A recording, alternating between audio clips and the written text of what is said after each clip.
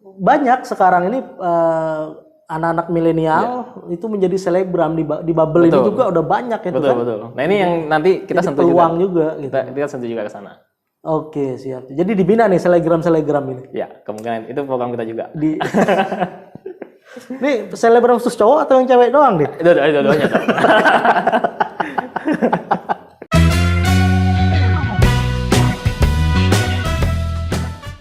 Gimana kabar Pak Ketua? Baik, baik. Baik ya. Ya. Terima kasih banyak lah sempat mampir di sini Sama-sama. di podcast seputar Bangka Belitung. Kemarin saya WA Pak Ketua. Ternyata respon feedbacknya langsung, yuk kapan? Mantap betul nih. Siap. Jadi ini kan hari libur ya Pak Ketua. Kebetulan hari ini hari libur. Terima kasih banyak nih. Sama-sama. Kita apresiasi lah kehadiran Ketua ke sini. Siap. Jadi Pak Ketua, Kadin ini apa gitu bagi masyarakat awam yang belum tahu? Nah, jadi mungkin sepintas Kadin ini dibentuk undang-undang.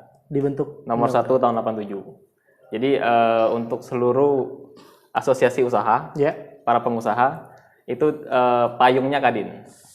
Payungnya Kadin. Jadi kita menaungi seluruh asosiasi pengusaha.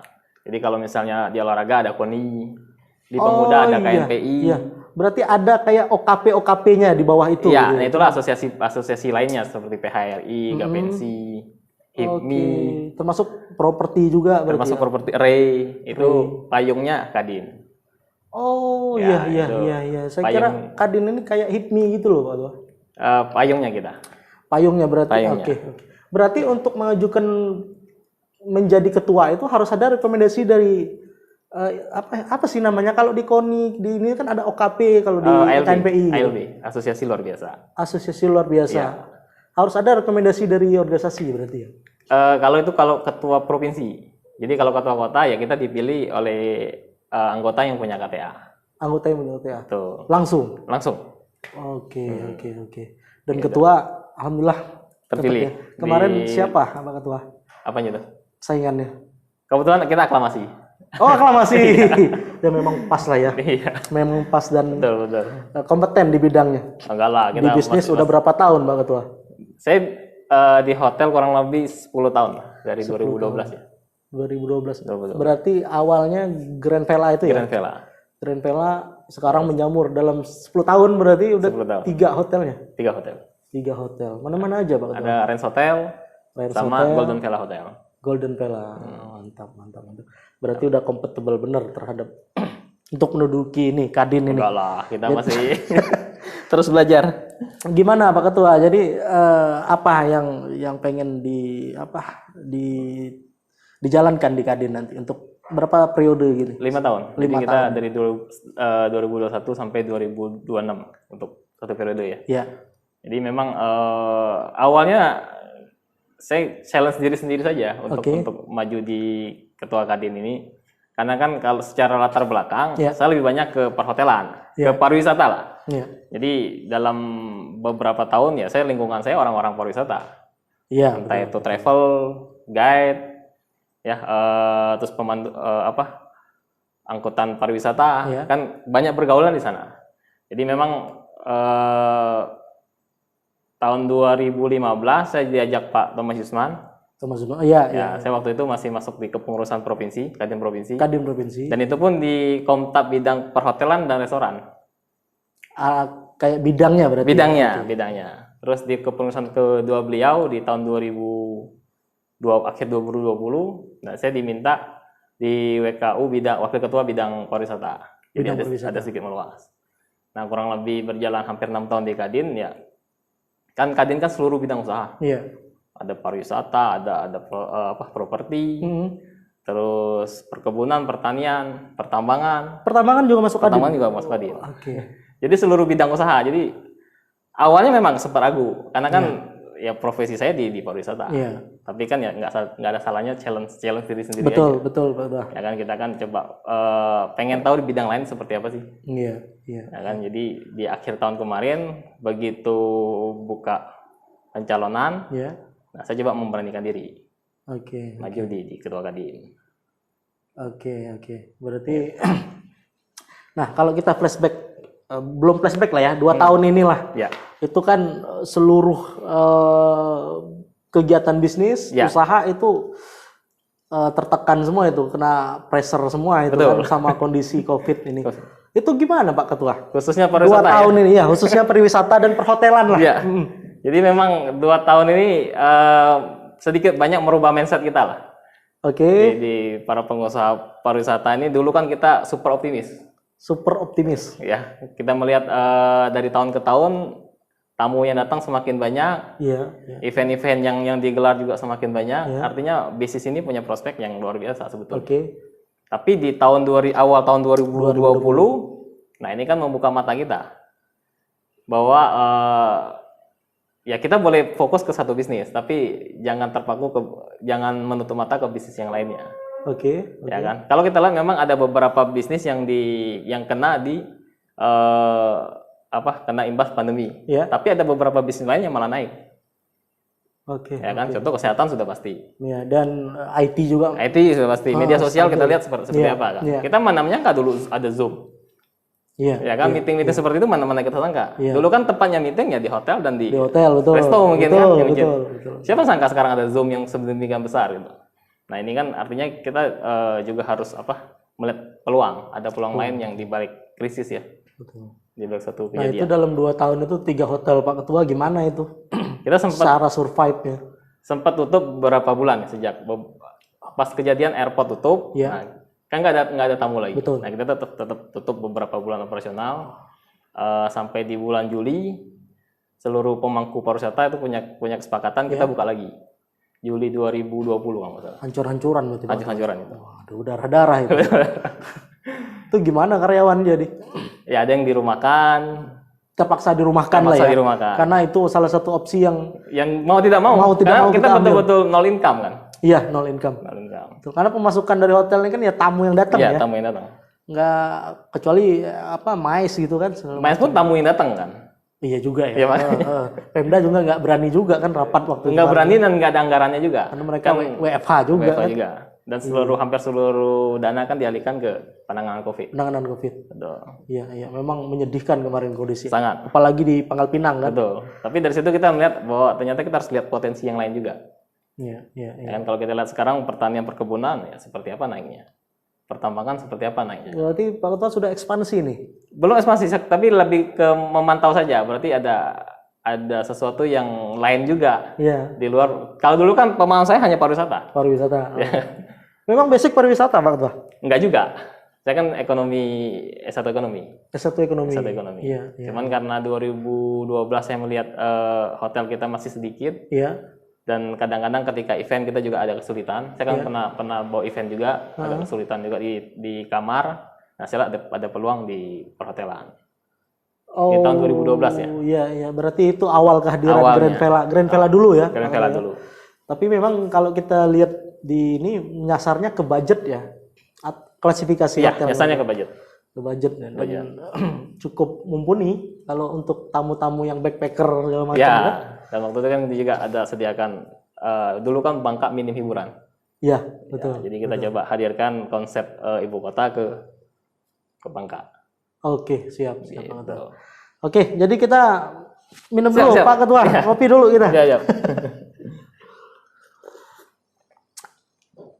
Nah, kalau kita bahas masalah Kadin Pak Ketua, sepengetahuan kita kan Kadin ini kayak organisasi yang swasta lah. Itu sebenarnya apakah Kadin ini mempunyai anggaran seperti KONI atau KNPI yang dana hibah dari pemerintah atau gimana? Atau dia berdiri independen? Karena kalau kita lihat aset KNPI Kota Pangkal Pinang punya kantor gitu kan? Sebetulnya kalau secara aturan kita boleh minta anggaran ke pemerintah, karena kan kita dibentuk undang-undang.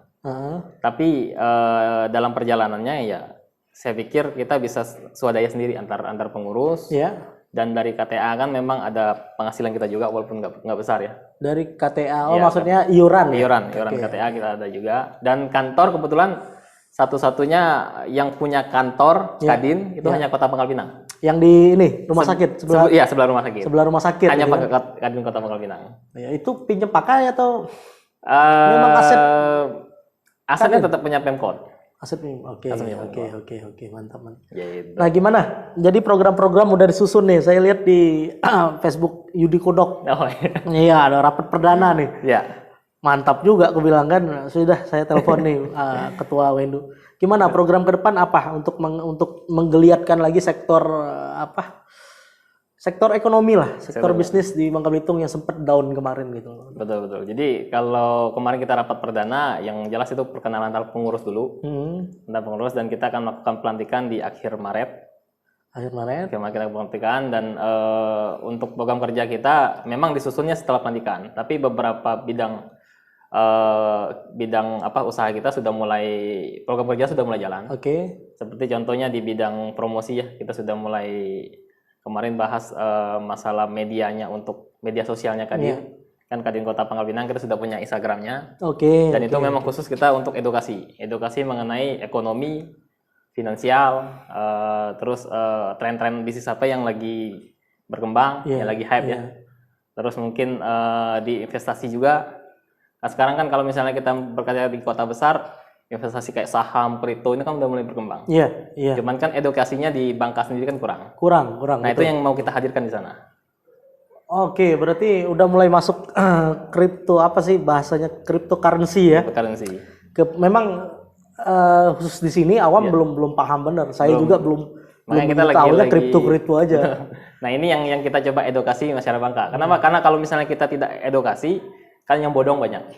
Iya, ini kejadian viral nih. Makanya yang viral kan yang bodong banyak kan. Kenapa? Karena tidak teredukasi dengan baik. Iya. Tapi kalau kita bisa pelan-pelan kita edukasi, ya minimal mereka tahu dulu mana yang punya fundamental yang bagus, mana yang tiba-tiba kayak koin micin lah kata orang. Iya. Begitu kita masuk, tiba-tiba harganya drop. Nah, itu yang pertama yang kita lakukan di bidang media sosial. Jadi edukasi ke masyarakat. Yang kedua, kemarin kita coba berdayakan UMKM.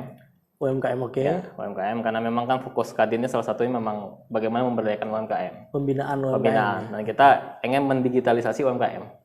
Seperti apa misalnya konkretnya? Jadi memang kalau UMKM kita kan ada juga yang mungkin sudah mereka sudah merambah keluar ya. Mereka sudah mempunyai media sosial sendiri, mereka sudah punya join di beberapa startup, bahkan sampai ekspor, tapi kan ada yang belum, yang belum tersentuh. Nah, ini yang akan kita sentuh nanti. Bagaimana kita memperluas pasarnya mereka, kita mengedukasi mereka packaging yang baik. Nah, ini akan kita lakukan. Untuk jadi kan gini, kalau UMKM ini kan di permodalan, hal utama itu di permodalan. Nah, itu apa langkah konkret Pak Ketua dan Kadin dalam 5 tahun ke depan untuk menggait itu? Kalau di permodalan ya memang tetap kita kerjasamanya tetap finansial utama bank ya. Bank yang kita ini kan, cuman regulasinya ya kami juga harus sowan dulu ke bank. Ya kan, apa yang meringankan aturan-aturan yang meringankan UMKM kita, dan bagaimana caranya UMKM jangan sampai ketika permodalan sudah turun tapi nggak bisa bayar. Ini persoalan kan? Betul. Nah, ini yang kita lagi kita godok. Seperti apa nanti? Nah, syarat UMKM ini apakah UMKM secara umum atau UMKM yang memang mendaftar di Kadin, atau seperti apa bentuknya, Pak Ketua? Yang jelas pertama mereka harus kenalan dulu dengan Kadinnya. Itu untuk jadi anggota atau apa gitu? Enggak juga. Jadi memang salah satu media sosial kita nanti ada beberapa program yang UMKM silakan mendaftar. Silakan mendaftar menjadi anggota, berarti bukan? Enggak juga. Atau di program itu? Di program itu, silakan mendaftar. Nanti kita akan coba cek keunggulan efektifnya apa. Kan kalau misalnya tidak ada keunggulannya kita bingung juga. Seperti itu mengemasnya kan. Tapi kalau misalnya kita ada beberapa produk unggulan, nah kita akan coba dari packagingnya, dari cara pemasarannya, ya kan, pengolahannya seperti apa, dan ketika permodalannya coba kita akan bantu soundingkan ke bank. Apa produk unggulan Bubble ini, Pak Ketua? Sepengetahuan Pak Ketua gitu.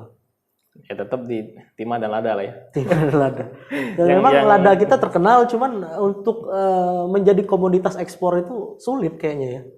Atau memang sudah ada, karena dari dulu itu belum ada perusahaan yang UMKM menjadi perusahaan yang menggeluti ekspor.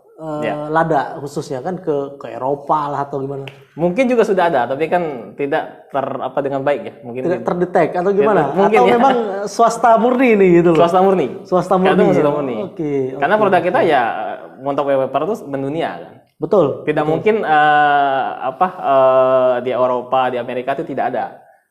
Pasti ada, cuman kan mungkin tidak swasta murni yang berusaha. Kan? Swasta murni ya berarti. Ya. Karena kan kalau kita bicara lada nggak cuma ada di Babel aja, Pak. Ada di Kalimantan, di Sumatera juga ada. Cuma memang kita ada ciri khasnya. Paper ini kan? yang lebih tinggi kan. Iya. Tingkat kepedasannya lebih tinggi. Makanya disebut lada putih itu kan. Kalau di lain soalnya hitam Pak Ketua. Iya. Iya kan? Benar. Baik Pak Ketua. Kadin ini sendiri apakah bersifat eksklusif dengan 70 anggota ya? Ralat kalau saya salah. 40 anggota atau masih bisa terbuka untuk menjadi anggota atau member gitu loh di Kadin ini sendiri. Kita sangat terbuka. Jadi memang Kadin ini karena memang dulunya sangat eksklusif ya. Iya, mungkin betul, hanya beberapa pengusaha yang tahu. Iya. Jadi kita coba edukasi lewat cara milenial. Cara media sosial kita coba hidupkan. Kita coba bagaimana bikin event-event yang sedikit viral. Minimal orang tahu dulu Kadin itu apa sih. Betul. Karena kalau misalnya dia nggak tahu, dia nggak mungkin cari tahu. Iya. Jadi mungkin di pelantikan kita ada sedikit entertainmentnya lah. Mantap. Di mana rencana Pak Ketua? Lagi ditentukan tempatnya. Karena kita Kamis ini baru rapat persiapan pelantikan lah ya. Persiapan pelantikan. Oke. Tapi dengan konsep entertainment saya pikir kita coba memviralkan dulu. Oh iya, benar Pak Ketua. Karena kan konsep milenial sekarang nih apalagi sudah mulai effort itu ke YouTube, ke sosmed, segala macam kan, betul. IG gitu. Dan memang banyak sekarang ini anak-anak milenial itu menjadi selebgram di Babel ini juga udah banyak itu kan. Betul. Nah ini yang nanti kita sentuh peluang juga gitu. Kita sentuh juga ke sana. Oke, siap. Jadi dibina nih selebgram ini. Ya, kemungkinan itu program kita juga. Nih selebgram khusus cowok atau yang cewek doang nih? Dua-duanya. Kalau kita bicara Kota Pangkal Pinang khususnya, apa yang perlu dibenahi dari sektor ekonomi dan bisnisnya terhadap regulasi yang ada? Kalau saya lihat Pangkal Pinang ini kota yang sangat diuntungkan untuk sekarang ya, momen sekarang. Kenapa? Karena kabupaten lain itu lagi banyak duit. Kabupaten lain lagi banyak duit. Ya kan, dengan kita kan lagi commodity boom sekarang. Dengan timahnya harganya melonjak tinggi, sawit melonjak tinggi. Ya kan, karet lada juga harganya lumayan tinggi. Artinya kan dari daerah itu kan buang duitnya kemana? Tetap mereka larinya ke kota. Ya karena Pangkal Pinang memang fokusnya kota jasa ya. Kota jasa betul. Nah ini artinya kan momentum sebetulnya kan. Ini kejadian kayak Bangka mungkin tahun 2012 mungkin ya. Yang tinggal lagi tinggi-tinggi. Iya betul. Nah ini artinya kan sebetulnya peluang yang bisa kita manfaatkan teman-teman kita yang dari daerah yang punya duit lah ya kan, mereka bisa berbelanja di kota, bisa makan di sini ya kan. Kalau kita lihat di weekend ya, di Jumat, Sabtu, Minggu itu seputaran BTC bisa kita lihat padat itu apalagi COVID saat itu mau lebaran tuh. Lebaran jangan ini lagi. Jadi, kan. Itu mana prokesnya mungkin masing-masing udah pakai inilah ya. Kalau nggak pun itu ketar-ketir tuh kan pedagang-pedagang di BTC juga kan. Nah, ini kan sebetulnya peluang yang bisa kita manfaatkan. Kita lihat di resto-resto kita weekend itu hampir penuh. Udah mulai hidup mulai hidup lagi. Kenapa? Karena di seputaran Pangkal Pinang ini lagi euforia. Dengan komoditas ya. Betul. Nah, ini yang harus kita manfaatkan sebetulnya. Baik. Oke, Pak Ketua, terakhir apa pesan dan terhadap UMKM ataupun masyarakat umum yang dari sebelumnya jadi kan banyak efeknya COVID ini. Dari sebelumnya jadi karyawan tetap, di PHK atau dirumahkan hingga jadi pengangguran sekarang. Nah, apa pesan-pesan Pak Ketua untuk mereka bisa survive kembali gitu loh? Ya intinya kalau melihat kondisi COVID ini ketika orang dihadapkan pada suatu krisis kan mereka optionnya ada dua kan. Mereka cuma meratapi nasib atau optimis. Iya, betul. Ya kan cuma itu kan. Betul. Ya kan yang mereka ngeluh atau cari peluang lain gitu. Cari peluang lain. Misalnya di sektor UMKM lah ya. Sektor UMKM atau, yang paling simpel kan. Ya, kita bisa. Banyak juga teman-teman saya yang hari ini awalnya cuma ibu rumah tangga biasa. Mereka bikin kue, bikin pernak-pernik dan sebagainya, iklankan di Instagram, tiba-tiba meledak. Itu banyak. Baik. Artinya kan kita bisa melihat krisis ini sebagai dua option. Kita mau kemana nih? Ya kan mau tadi tetap stuck di kondisi yang sekarang atau survive? Bangkit, kan? Betul. Kadin di mana posisinya? Tetap kita optimis. Pengusaha itu optimis. Pengusaha itu ya berusaha saja kan? Betul. Biarpun berdarah-darah ya. Orang tahunya banyak duit pengusaha. Oke, gimana, Bro? Oh ya, untuk masyarakat yang mau bergabung gimana Pak Ketua? Caranya? Bisa ke sekretariat kita di samping Rumah Sakit Umum, di samping Alfamart. Samping Alfamart, betul. Itu Kadin kantor kita, atau mungkin bisa melalui Instagram kita di Kadin. Oh ya, nanti diisi. Ya, Bro. Kadin Kota Pangkal Pinang. Nanti bisa ke sana. Karena kita sekretariat kita ya akan melayani semaksimal mungkin. Baik, Pak Ketua. Kita pun di podcast ini juga menunggu teman-teman atau tokoh-tokoh di Kadin yang mau speak up. Boleh. Nanti coba kita ini ya, kolaborasi ya. Siap Pak Ketua, siap. Baik, terima kasih Pak Ketua sudah meluangkan waktunya. Mudah-mudahan kembali lagi nanti di sini kita bahas topik-topik yang lebih menarik. Betul. Karena memang khusus podcast kita membahas masalah di Bangka Belitung karena kita di Plat PN.